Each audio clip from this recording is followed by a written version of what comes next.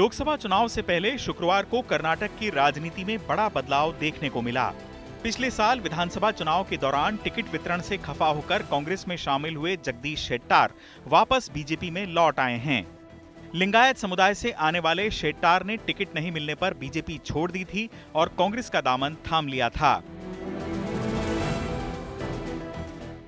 Party ने मुझे पहले भी कई जिम्मेदारियां दी थीं। कुछ मुद्दों के चलते मैं कांग्रेस पार्टी में गया था। पिछले 8-9 महीनों में बहुत सारी चर्चा के दौरान बीजेपी कार्यकर्ताओं ने मुझसे वापस पार्टी में लौटने के लिए कहा। येदियुरप्पा और विजेंद्र भी चाहते थे कि मैं बीजेपी में वापस आऊं। मैं इस विश्वास के साथ पार्टी में फिर से शामिल हो रहा हूं कि नरेंद्र मोदी को फिर से प्रधानमंत्री बनाना है, जिससे भारत को और मजबूत किया जा सके।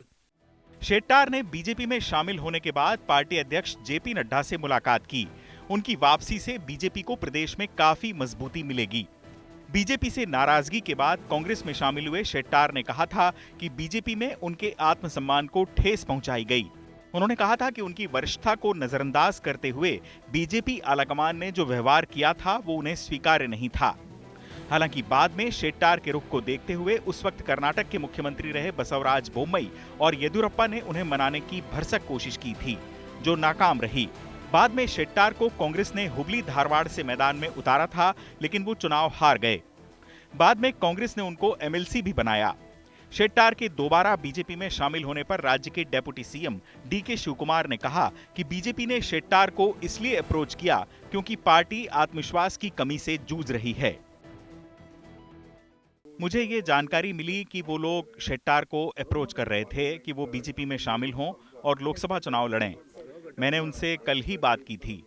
उन्होंने कहा था कि वो ऐसी किसी भी एक्टिविटी में शामिल नहीं होंगे। उन्होंने मुझसे ये भी कहा था कि कांग्रेस ने उन्हें राजनीतिक पुनर्जन्म दिया है और वो धोखा नहीं देंगे।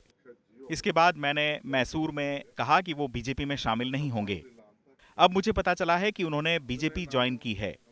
कांग्रेस ने उन्हें एक वरिष्ठ नेता माना और हाल ही में उन्होंने राम मंदिर समेत अन्य मुद्दों पर बीजेपी की आलोचना भी की थी। हमें नहीं पता कि वो किसी प्रेशर में बीजेपी ज्वाइन कर रहे हैं या नहीं। सूत्रों से मिली जानकारी के मुताबिक बीजेपी में शामिल होने से पहले शेट्टार ने गृह मंत्री अमित शाह से भी मुलाकात की थी। वो कर्नाटक में लिंगायत समुदाय का बड़ा चेहरा हैं और 2012 से 2013 के बीच राज्य के मुख्यमंत्री भी रह चुके हैं।